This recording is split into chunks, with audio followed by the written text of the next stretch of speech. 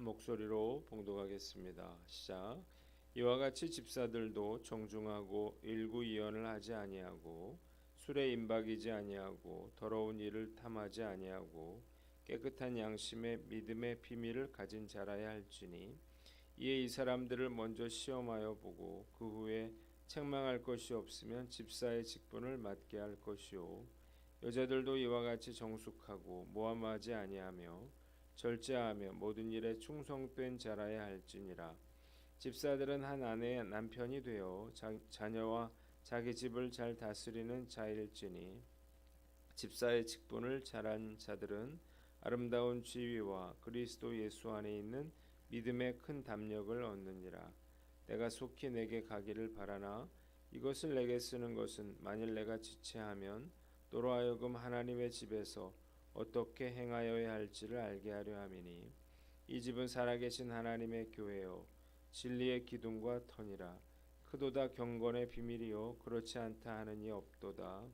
그는 육신으로 나타난 바 되시고 영으로 의롭다 하심을 받으시고 천사들에게 보이시고 만국에서 전파되시고 세상에서 믿음 바 되시고 영광 가운데서 올려지셨느니라. 아멘.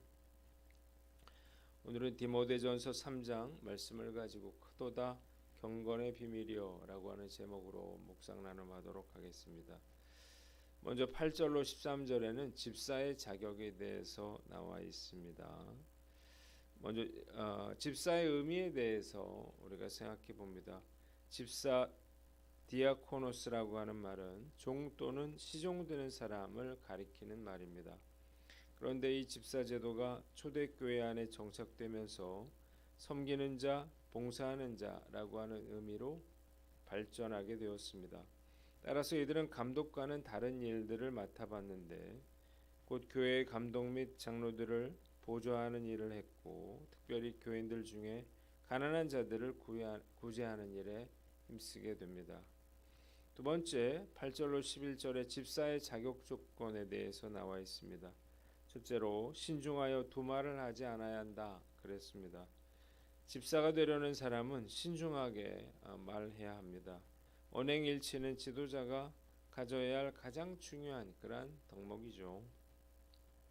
두 번째 술에 탐닉하지 말아라 그랬는데 감독과 마찬가지로 집사도 술에 대해서 철저하게 그렇게 절제할 수 있어야 합니다.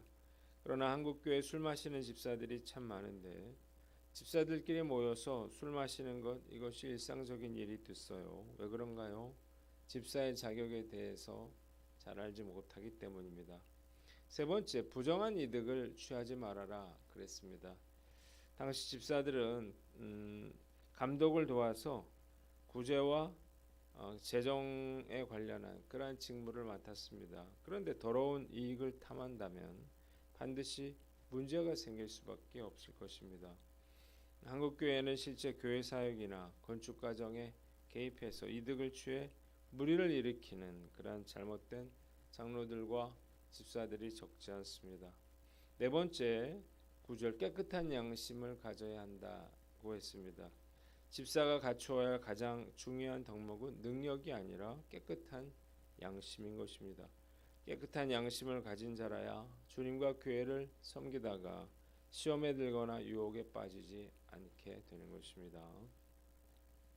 다섯 번째 9절 믿음의 비밀을 가진 자여야 한다 그랬습니다. 믿음의 비밀이라고 하는 것은 그가 체험한 신앙적인 은혜와 깨달음을 말하는 거예요.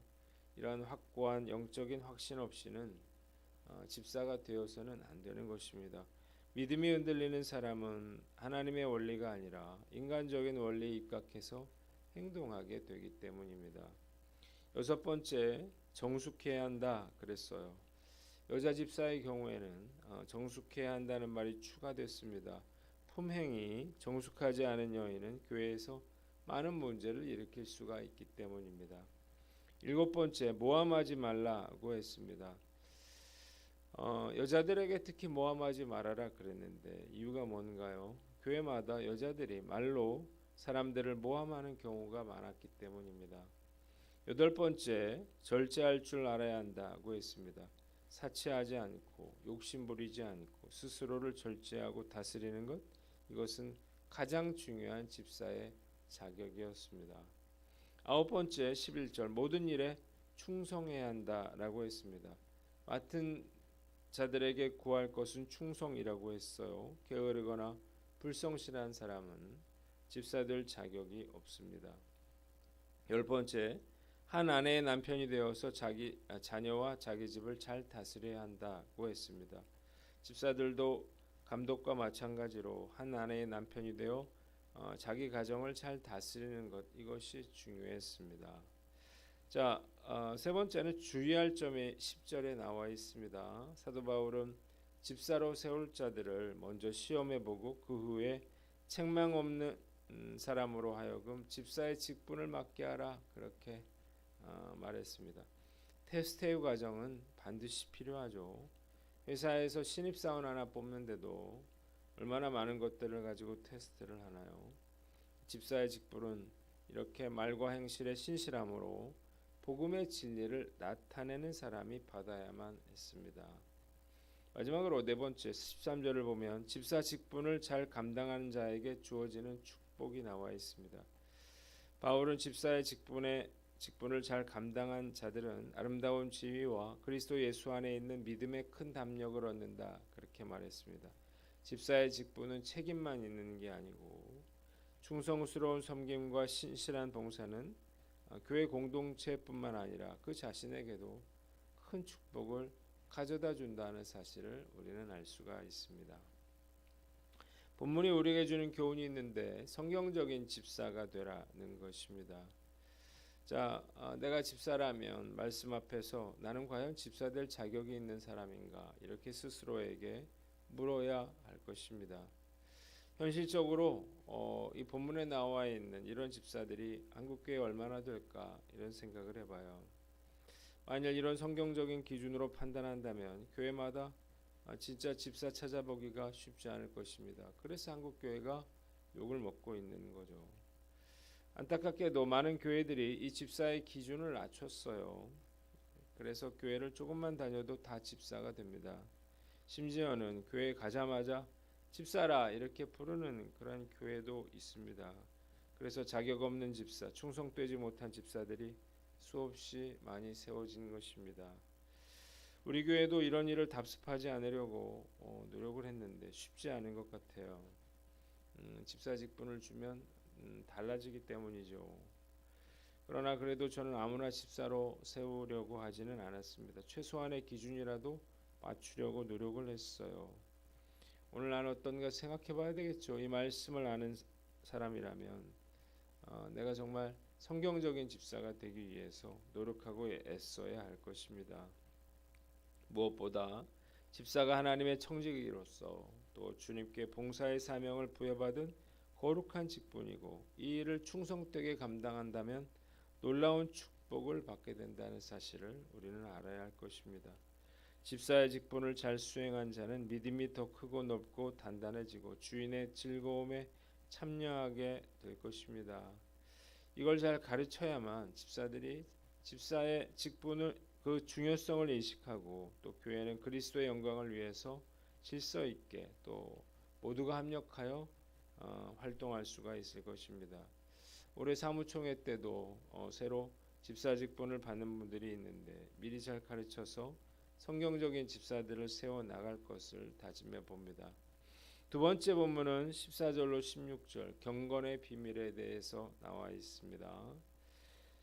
자, 오늘 14절을 보면 당시 바울은 로마 감옥에서 1차로 풀려나서 소아시아 지방을 돌아보고 있었습니다. 그러던 중에 에베소에서 디모데와 합류한 바울은 에베소 교회의 여러 문제에 대처할 필요성을 느껴서 디모데를 그곳에 남아있게 했습니다. 그리고 자신은 빌립보 교회를 방문하겠다고 한 일전의 약속을 지키기 위해서 마게도냐로 떠납니다.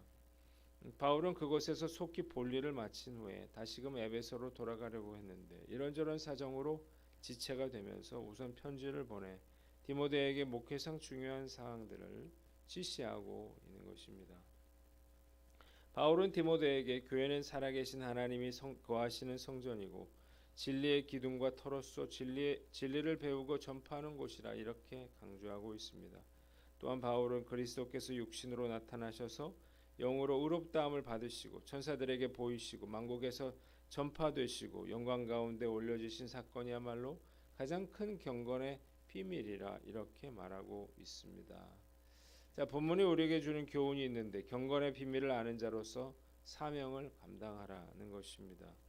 교회는 그리스도께서 이 땅에 오셔서 인간의 죄를 대신하여 죽으시고 부활하심으로 온 만민에게 구원을 얻게 됐다고 하는 이 경건의 비밀을 아는 자들이 지체를 이루고 있는 그러한 신앙 공동체입니다. 때문에 그리스도께 부름받은 성도들은 주님을 머리로 모시고 각자에게 맡겨진 일들을 감당하고 그분이 맡겨주신 복음 전파의 사명을 감당해 나가야 하는 것입니다.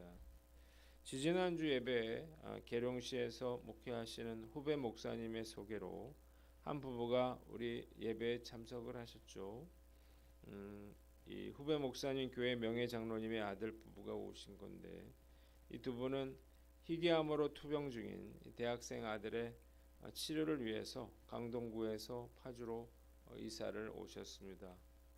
예배 후 아들의 상황에 대해서 이야기를 나누고 기도를 해드렸었는데 지난 주일날 이 아들도 예배에 참석을 했습니다. 예배가 끝난 뒤에 간절한 마음으로 이 아들의 손을 머리에 얹고 아들의 머리에 손을 얹고 주님께서 이 가정의 치유와 회복의 역사를 일으켜달라 이렇게 기도를 했습니다. 이번 주에는 시험관 아기 시술을 5번 실패한 그러한 여자분이 교회에 오시기로 했는데 하나님께서 이런 힘든 분들을 우리 교회로 보내주심은 치유와 회복의 은혜를 허락해 주실 뿐만 아니라 이분들이 그리스도 예수의 제자로 세워져서 다시 주변에 고통받는 분들을 그리스도께로 인도하는 그러한 일들을 감당하기 위함이라고 생각합니다. 주님께서 우리 교회를 축복해 주셔서 그리스도의 몸된 교회로서 맡겨주신 사명을 감당하는 그러한 교회가 되기를 간절히 기도합니다. 기도하겠습니다. 하나님 아버지, 우리 교회가 성경적인 그러한 집사들을 세우고 경건의 비밀을 알고 맡겨주신 사명을 감당케 하여 주시옵소서.